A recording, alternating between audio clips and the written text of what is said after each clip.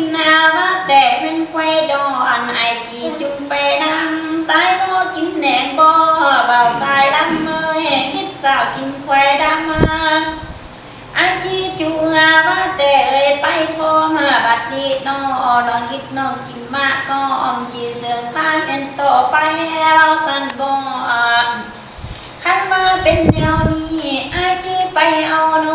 ข้าหิดอยากเอิบมองได้สายอยู่เราแต่จีไปเอาสาวละคำนางข้าดองเงยว่าแต่ยังอีสอเท่าแก่เด็กพี่น้องยังได้จมควันสายเนื้อไอเนื้อคันว่าไอบ่มีเงินมือละจีเอาจีตันคุยมันบ่เป็นไดไอสายบ่มีเงินแสนไอจีไปโซเอาลาจีนายคือแต่มาตั้งสร้างไอจีขาไก่น้อยบอกปอบอกว่าดองได้น้องไอฟังเอาโดนอันว่าคือเราแต่สี่พอดน้องเป็นลูกกอกเพิ่นจะได้ทั้งสี่อันได้ใส่ไว้น้องเป็นลูกกลางอีแม่สาวคำนางเพิ่นอยากได้ทั้งเสื้อเพิ่นอยากได้ลูกเคยหน้าดื้อละแม่นคือจ้างแอบเพิ่นจีแต่ดองเป็นแต่ละบ่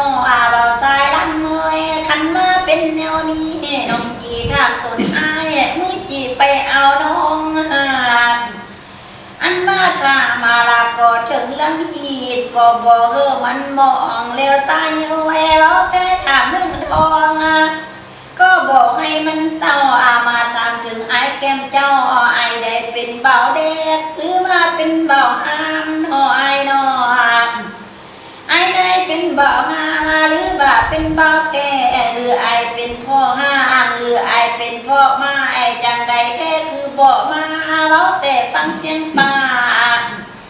คือว่าสิ่งหัวคือว่าจีเป็นผู้ว่าพี่สายมาแต่คือทรงแก่แท้สายเอ้ยคันว่าบึงคักแท้ไอ้ทรงแก่หลายปีใครมาปั้นน้องแด่บ่าววันเอ้ย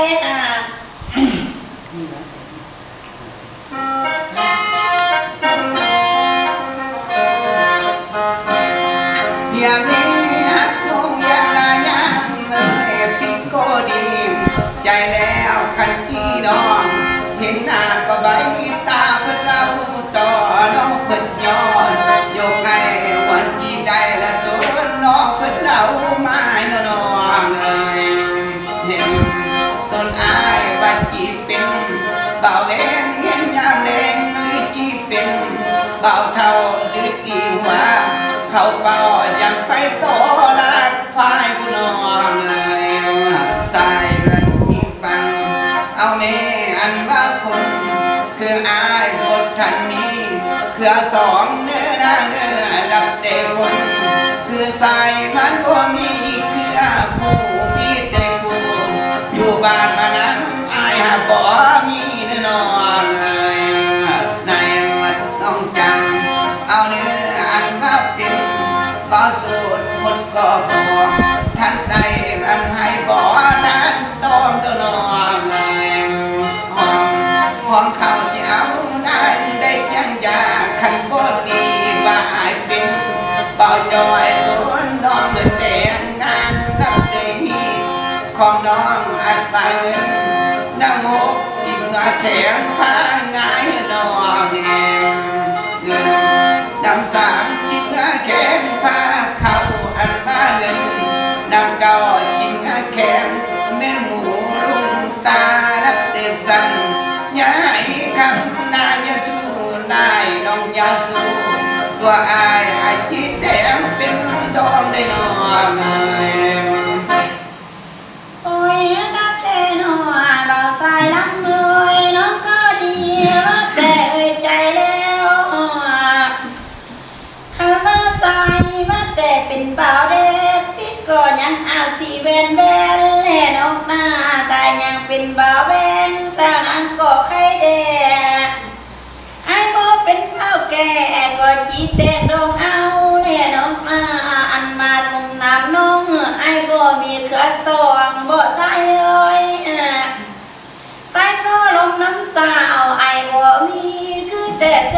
หูมีแต่ผู้อยู่บ้านมานำนี้ไอปล่อยไหลมาสั่นบ่สาวก็ดีใจแล้วไอบ่มีคือแต่สู้ผู้กอกนอกจีบ่มีบางแม่นไอแล้วไอบ่มีสู้ผู้กลางสาวนางจีบ่ปล่อยสั่นเลยเด้บ่ได้เป็นพ่ออีน้อยนำน้องจีบ่ยอมแลน้องหน้าคันว่าเงินนักออกจีไปแข่งปลาไงคือแต่เงินน้ำ3 ลาตุนสายจีไปแข่งพาเท่าเงินน้ำ8 น้ำ9จีเอาไปเลือดหน้าแล้วไปแต่งดองเป็นนาน้องแหล่น้องเบาสายลำเมย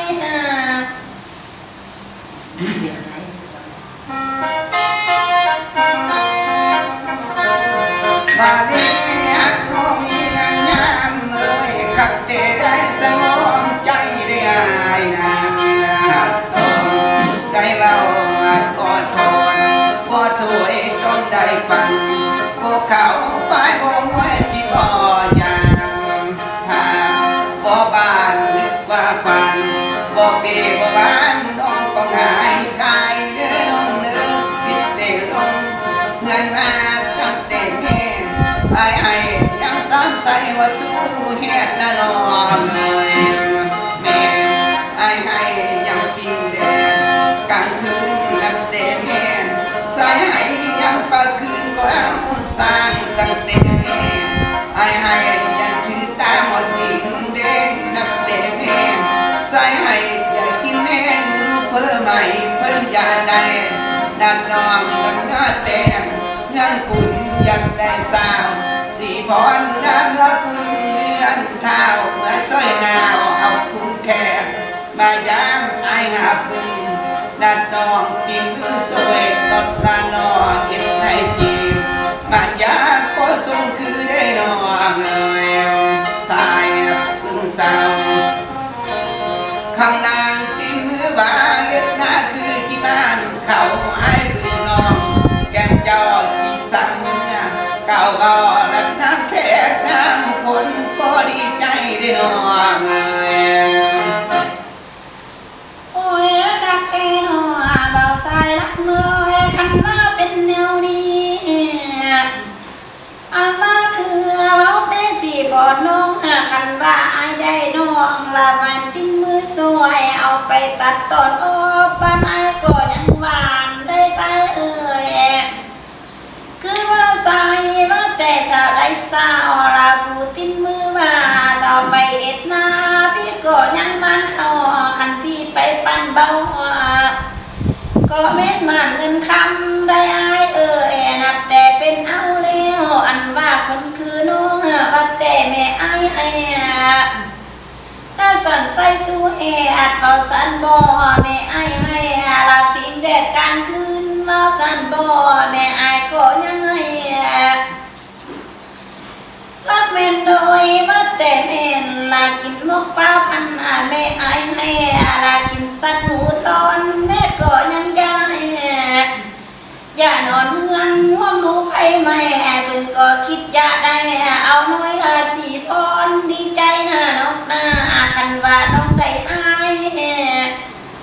คันว่าอายได้น้องก็บ่มีความแดงสาวจี้ไปจัดแจงคือแต่เรื่องสินค้าปัญญาน้องก็ยังเก่งคันว่าไปเอ็นให้น้องบอกว่าดำจาได้อายเอ่ยคันว่าไปเอ็ดนาน้องบอกว่าดำหนัวคันว่าไปมันหัวจี้เก่งได้สู้แนวเป็นเอาได้น้องหน้าเบาสายลำเอ่ย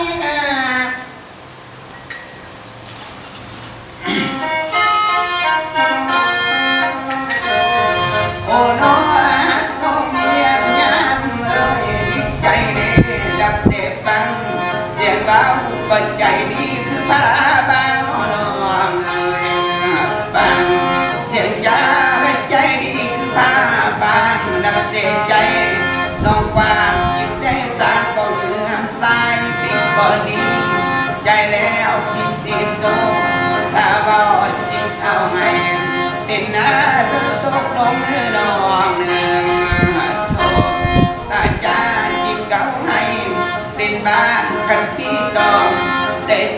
เอาเป็นแก้วดมเดียวเนื้อนองหนึ่งเป็นที่สั่นย้ายก่อนแล้วคานก็สาคนเดือน11จิกออกมาดับร้องนับแต่เดือน12จิกออกมาก็เป็นแหวนนองฟันแปลไว้เป็นเสือเหล่าเฮงกันเนื้อใส่เนื้อลองทับปานเหล่านั้นสึกดอกกล้วยก็ย้อนปานเนื้อนองหนึ่งสาวผู้ปานเหล่านั้นสึกต้องจากก็ย้อนอ่อนคันอายเนื้อพอดน้องยิ่งคงอ่อนพอกินยาสู้ลืมเนื้อนองเลย โอ้ยขอบใจนามาแม่นอายแล้วเบาสายลำเลยน้องก็ดีใจแล้วคือแต่เดือน11มันก็กลายมาหลายแล้วสายเอ้ยอันว่าเดือน12มันก็กลายมาน้องจี้ลบปากไปละน้องจี้กลับไปบ้านปันแป้งไปซื้อต้องคอยยอดบางอายก่อนสาวจีขึ้นเมืองน้องจีปันแปลงไปเสือต้องจางคือแต่แม่นยอดอ่อนบัดแต่ปันแปลงไปลาคุ้มอ่อนทั้งหอมได้สายโอ้ยน้องจีเอ็ดทานอมาลาเอาสายคือแต่ไปเป็นคู่บัดนี้นอ10 คนมานำฟังตนน้องก็บอกไม่บัดนี้ก่อน10 คนมาล้มลาย10 วันจีบ่ต่อน้องจี้กันต่ออายลาทางนี้เป็นฝ่ายเดียวด้วยดีก่อนเบาสายลำเลย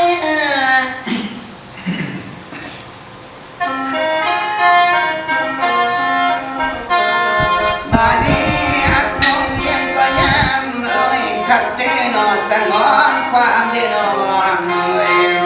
น้องของอายก็คือเป็นของย้อยนับเต้นสาวของสายคือจะง้อยคงปอขึ้นมาปอจิ้มกวางแกนกวางในตั้งแต่ว่าสีไก่คือจีลมก็คงลาบดับคือจีของคอสีสอของไอ้เกียจีของขันยูนางที่ของต่างอันบายเล่นน้องที่แขวนของความเดียวก็ตกลงนอนให้น้องคืนเมื่อบ้านเมื่อคน30,000ลมบาตาเสียทางได้เดินดำผู้คืนเมื่อเฮือนเมื่อคน3,000ลงหน้าตัดก็เสียยาเงินดอกตัดถ้าอายจีเคยเมื่อบกดีโดนโดนเลย โอ้ยขอบใจน้ำอายแล้วเบาสายลำเลยคันมาเป็นแนวนี้น้องจี้ขึ้นไปบ้านบัดนี้น้องจี้ไปเซินเอาคน30,000เอามาไว้เสทางทายหน้าเจ้าจี้ขึ้นไปเฮือนน้องจี้ไปแกนน้อยแล้วเอาคน3,000จี้มาไว้เสหน้าเจ้าจี้เสทายแล้วทางนี้ส่งเคยเมื่อได้ละบ่คันจีเมื่อนำน้องคันว่าคนทางอกจีกายโคไม่ลังเสือไอดอคันว่าคนทางซ้ำจีกายโคไม่เฮียคันไออย่างตั้มตีน้องจีเจ้าอ่องเอาเน่นกหน้าคันว่าเจ้าทั้งลังน้องยังคงฟักผ้าสาวจีเจ้าทั้งหาเอ็ดผ้าเจ้ายันเสือไอแล้วไอหักบัววันเลย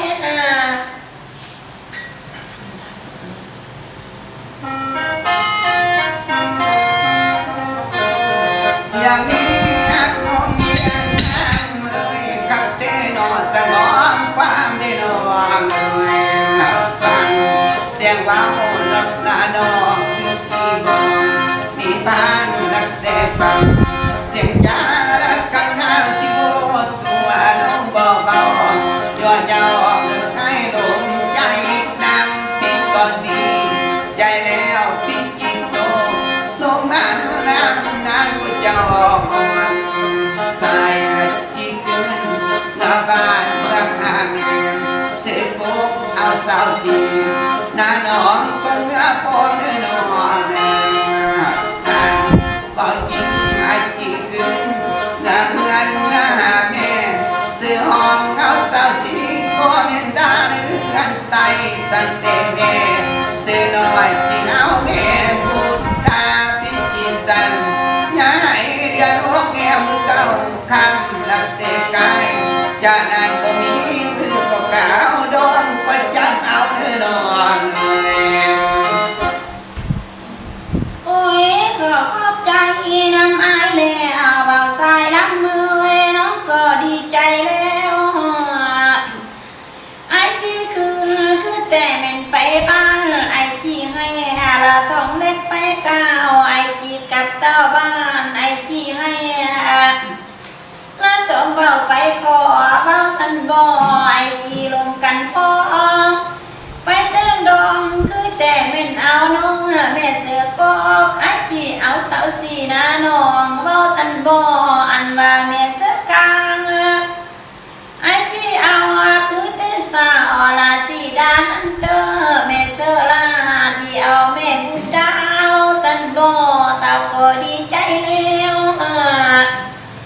ไอก็ลาแต่แม่นมือไม่มันจีเป็นไปเฮ้ยละเดือนพวกแคมคือแต่มือเก้าคำนอกจากนั้นบ่มีมือเก้าดองดีใจนะคันว่าถึงลาแต่แม่นเดือนออกมันจีจนกะเข้าเดียวได้ใส่คันว่าเดือนเจ็ดมามันจีจนเดวแต่กะเข้าเจ้าเดือนเป็ดแล้วเจ้าว่าเขาอันซาบัดนี้นอยันแต่ลุงทางตาเพิ่นบัดจีบ่พอเพิ่นบ่น้อมเลยสองเอากันอาจริงมือใด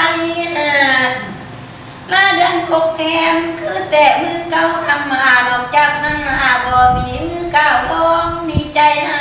ไอไปบัวมันเลย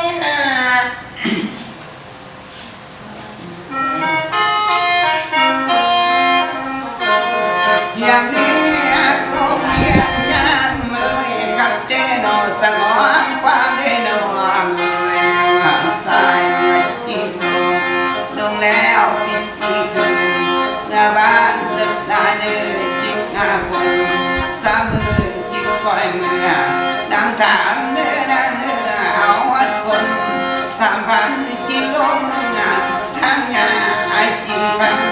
พามาเดินได้หอดเดือนนางนับแต่เสียงเพิ่นโนทางใต้ไอจีสงเคยนางโดนเลยเสียงเพิ่นโน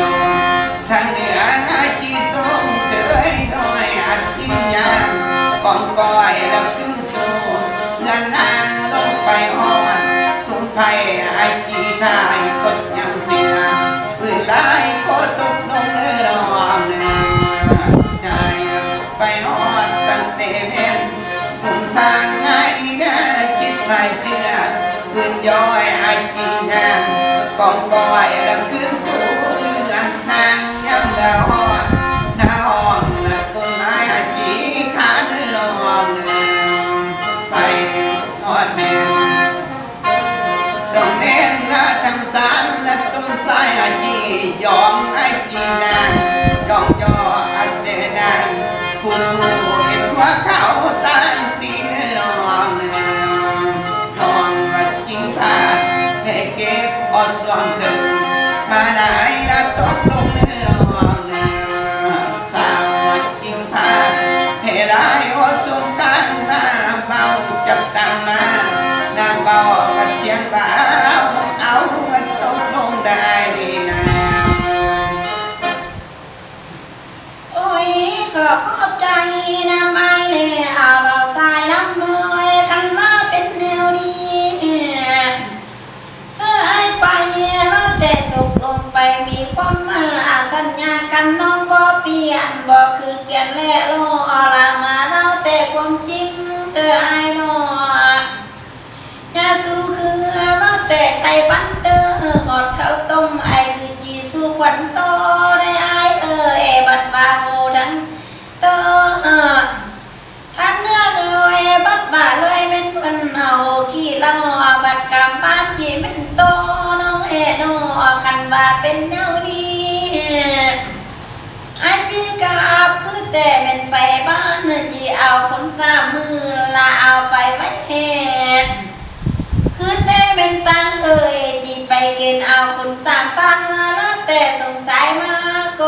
หดอันนอไปหดสุมไม้ไผ่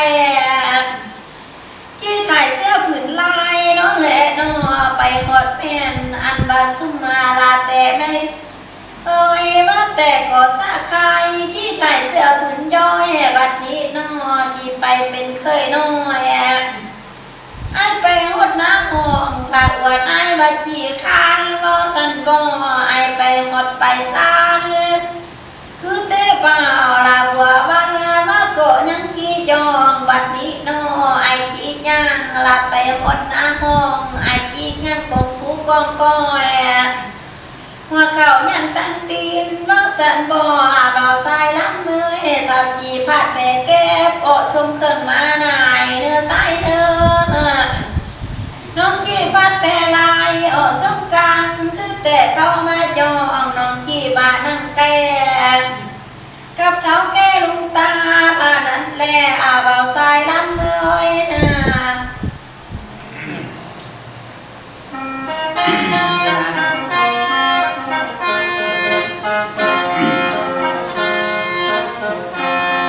บาดีฮักน้องนั้น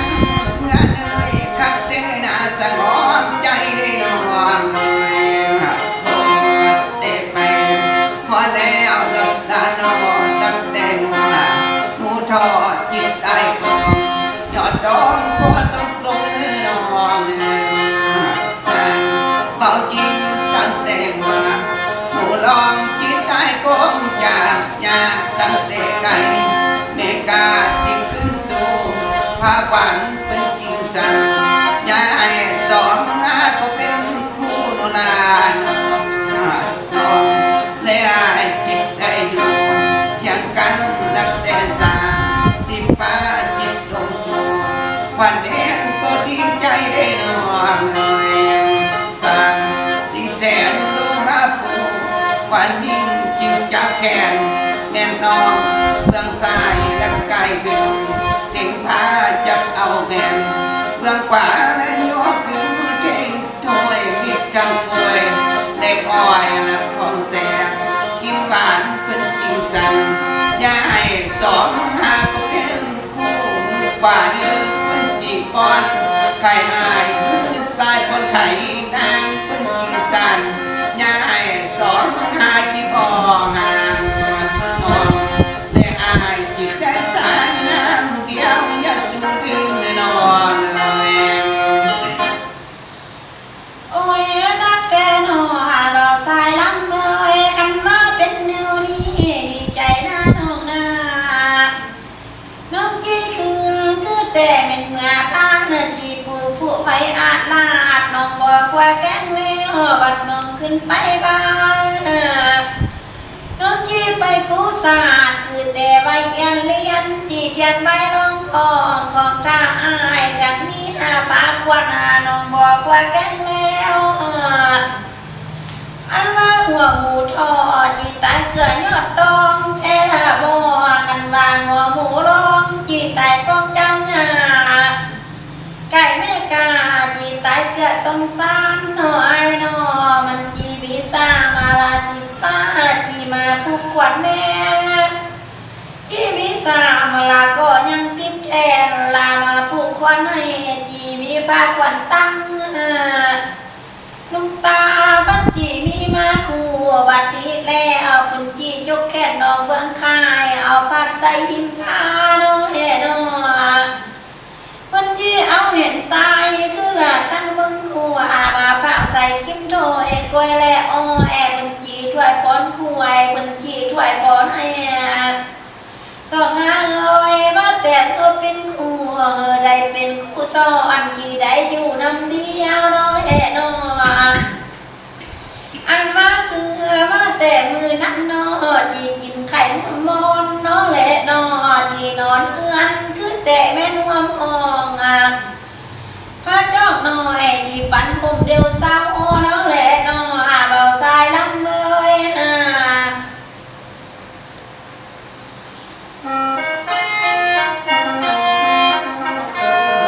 บาดี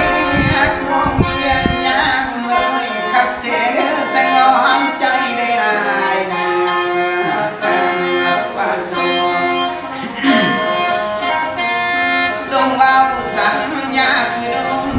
เวลาเนื้อทองวันที่คืนเมื่อบ้านจงเล่าต่อลุงตาดันเงาขึ้นเมื่อเงื่อนกินจากตัวหน้าบ่าวเมื่อข้าวเอาตบพ่อแม่องศาเปลี่ยนที่สั่งยายบอกดีใจและเฝ้ามอจีจุดโยเข้าเดือนหกนั้นวัดจุดกาข้าวเหนียวเดือนเจ็ดเดือนจิตจุดกาข้าวเจ้าเดือนแปดนั้นน้องเพิ่นจานเจ้าว่าเขาพรรษาลุงตาที่บอกพร้อมยันเพิ่นบอกนางน้อมก็สองกันว่าไปสายอีสานยายวันนู้นก็มือใหม่ขันว่ามืออื่นเศร้าเป็นมือก็กาวดองเนื้อนองโอ้ยคักแท้หนอบ่าวสายลำเลยคันบ้าเบาเดียวนี้ไอ้ก็ตัดเป็นตอนน้องแน่นอไอ้ก็อ่อนคือแต่แม่นเป็นบันไอ้ก็เว้าจันจีละเตียวนี้เปลี่ยนมือเป็นต่อมาน้องจีบ้าไอ้ก็หอมคือแต่เป็นหอมเข้าสองคนเอาว่าแต่เบานึงไม่ไอ้จีเอาเธอได้เมื่ออื่นเศร้าเอาวันหน้าจีเก่าดองเอาสันบ่ดีใจเด้น้องหน้าเอ็ดขายฮีพอบอกคือมันมองเอาเรื่องดองพ่อบอกคือมันเศร้าจีเอากันแบบง่ายๆอันว่าไอ้เล่น้องจีได้อยู่น้ำเดียวดีใจหน้าคันเอามักกันแล้วเอาตกลงเลยคือแต่เป็นกันแล้วเพื่อห้ามจีบ่ยานได้น้องหน้าคันว่าตกลงแล้วลุงตาห้ามสีผ่อนก็บ่จ้าอันว่าพ่อแม่และเท่าแก่ด่าจันให้จีมันลมสายได้น้องหน้าเบาสายลำเลย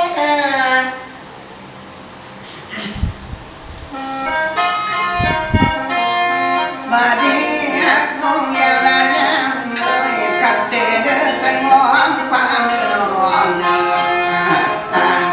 เตมองหอมเก่าข้างหน้าเรียนมองก่อนต้องน้อยกินหอมเขาไม่ไหนเพียนคิดจีเพียน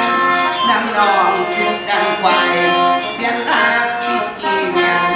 น้ำดังคือดังควายก็เอียนเนเปลี่ยน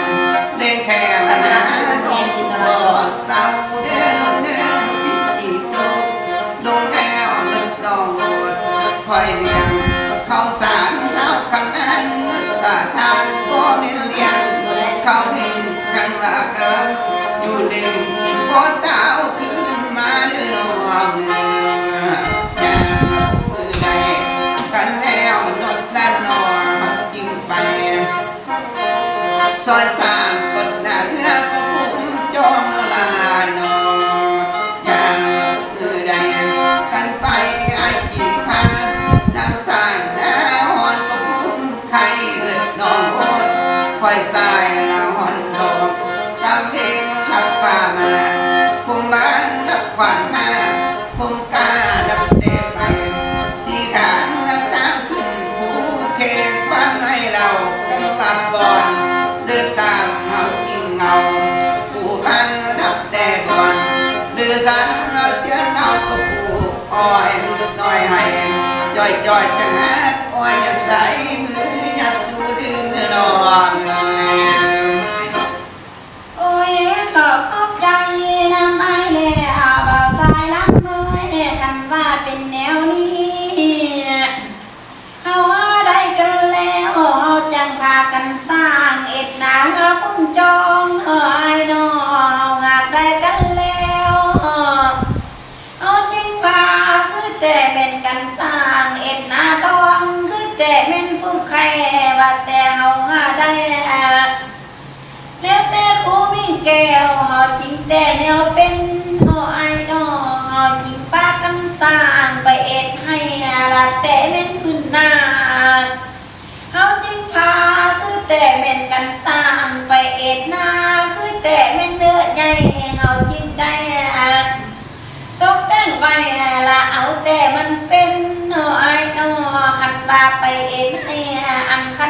อนเลือสูงเฮาจริงเอาคือแต่ไปปู่ย่าเนาะไอ้เนาะบ่ลืมมันส่งมาแต่ดินเอาเพียงส่งเอาปู่อ้อยลูกเอาให้จ้อยจอยจังหักอ้อยยัดเสือมือแท้ละบ่ดีใจเด้น้องนาอันว่าน้องลาวผู้ลมน้ำไอ้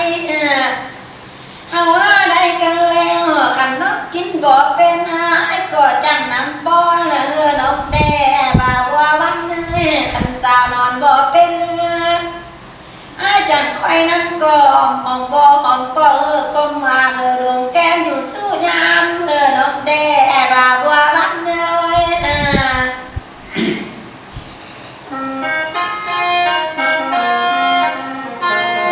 มานี้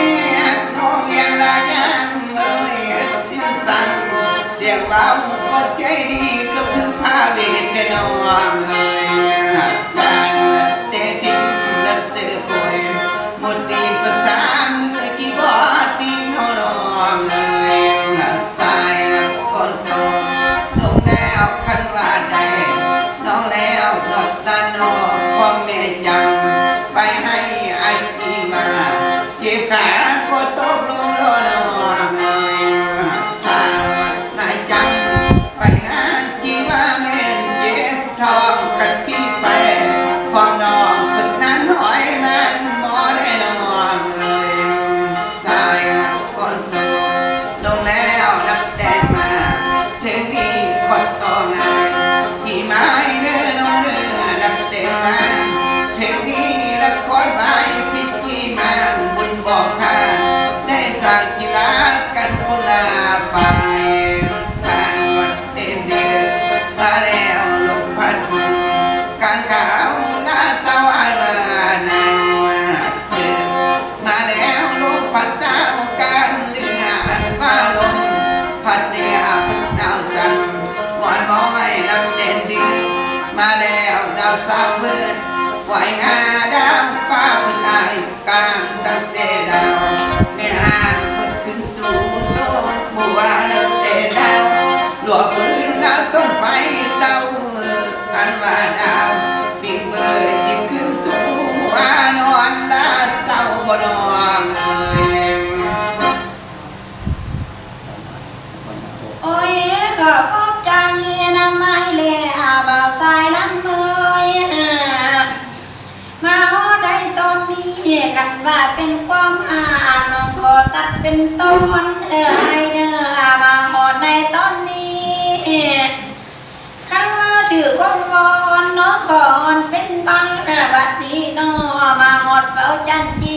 ป่านนี้จีขอลาน้องจีบ้าอันว่าขอตุดต่อภาว่าน้องจีขอไม้อันนี้ก่อนคันมาขอตุดไหวสีพอเลยน้องก็ยังจีขอมาบัดนี้น้อคันว่าดึกมาแล้วลมพัดปุงกันข้าวอ่อนซ้อนน้องนาคือแต่ดึกมาแล้วลมพัดเตาคือแต่แม่นก้นเรือลมพัดเนื้อก่อนเอาสั่นแท้ๆน้องจีลาเมื่อแล้วคันว่าเป็นแนวนี้คันว่าบุญมีเอาไว้ก็เป็นโอกาสหน้าไปอีจีมาก็ยังมีฟ้าใหม่คันว่าคือว่าแต่มานั่งใกล้บัดนี้จีเก่าละน้องนาไอจีไรเสียน้องน้องนี่คิดโนดอายบัดนี้น้อยังน้ำตาตกเสือผัวมันจนจีพออาบแล้วน้องหน้าเบาสายลำเมยยันแต่น้ำตาตกเสือสาดจนจีพอลอยน้องหน้าน้ำตาตกเสือซอยจนจีพอคำจังยันตากน้ำตาตกเสือน้ำมาจีพอท้องสาวน้องหน้าว่าผ้าอรัดบ่คิดทอดสาว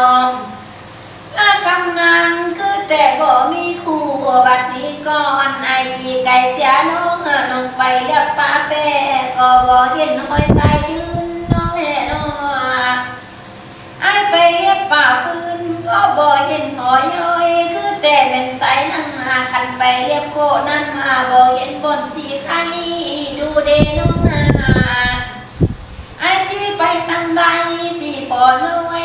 ก็คงคอยด่าเวลาน้องยังอยู่เส้นจีมีมืนสัวจีท้าบ่าววันเนื้อไอเนื้อลาเศร้าแท่น้องหน้าเบาสายลำเมยมา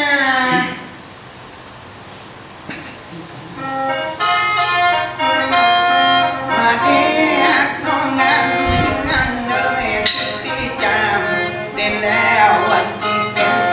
กันแล้วอย่าดกจองลงพันก็เป็นเวรนอนควรอีกไก่กันเนื้อเป็นจีเป็นกันไปว่านั้นแล้วลูกสันพนมผาวันจีได้เขาสอนอาจจะห่างใจเดียวเป็นลำเล่นสัตว์ก่อนไปเทพุงโลกสันจะเป็นกรรมเนื้อเป็น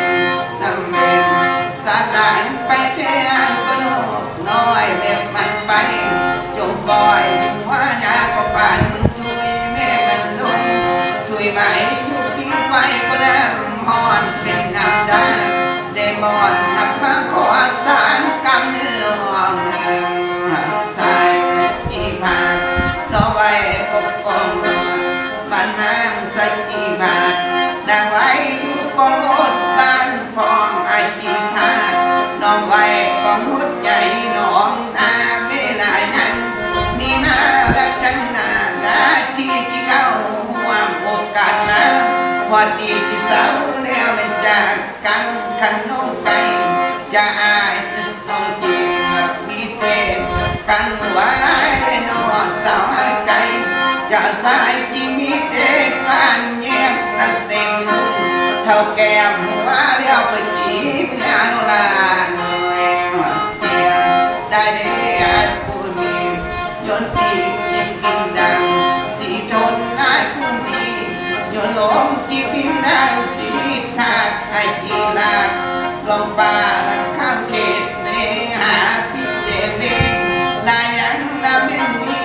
ที่นาบาบาสายที่เข้าโอกาสมาพอดีกีฬาน้องก็ตาวลงน้องปูขึ้นเมื่อบ้านได้กินข้าวกับไข่กินปลามาดำกาเป็นสายเนื้อน้องลาเนื้อสาวปูขึ้นเมื่องานได้กินข้าวกับกาจิ้มปากมาดำแห้งได้กินเต็มมาสิมกาแดงน้องจำแดงน้ำลงไอแดงไหลตาแดงนา โอ้ยขอขอบใจน้ำไอแล้วคันว่าเป็นแนวนี้มันก็จะมาคือแต่เป็นแล้วบัดที่น้องบ่อยากไกลเสียอายเว้นหาจองจำนี่เลือเจอได้น้องนาบ่อยากไกลเสียสายบ่แต่ละสาสีกังเว้นมาจองบ่อยากไกลเสียอายลายเว้นน้องพัดเหล่ามีน้องแน่นอนเป็นแต่เวลาคือแต่เว้นซะก่อนไปทันกล้วยโบชินหัวเลือเจอหน้าน้องนาเป็นแต่เว้นซะลังสี่พอน้อยน้องก็ไปทันหัวคือแต่โบตั้งตางบัดสาวทานพ่อห้างบ่ทานลูกมันน้ำมันจังเป็นกำไส้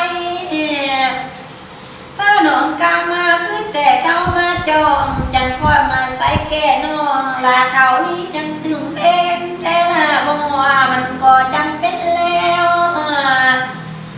น้องผู้ไก่ว่าแต่เป็นเสียอายบัดนี้หน้าลามีแต่ความเหงาน้องแน่นอน้องผู้ไก่เสียสายที่มีแต่ความเศร้าบัดนี้น้อข้าวน้ำจีบ่กินแล่ดอกหน้าจีบินบนคือแต่จนอากาศบัดน้องคิดโดดจีไปอยู่แนวใดน้องจีว่าแต่ข้าอยู่หัวให้เห็นแต่พึ่งกาเน่น้องนาน้องไปท่าอยู่หัวหน้าก็เห็นแต่พึ่งเองแต่ละบ่เห็นไอ้ย่างละคงผู้กองแกงถ้าเขาสู้กันนานแท้ละบ่บัดน้องคิดโนดอายน้องอายน้องกินเขาก่อนบ่มีคุณไม่ยังแท้ละบ่บัดน้องคิดโนดสายมาแต่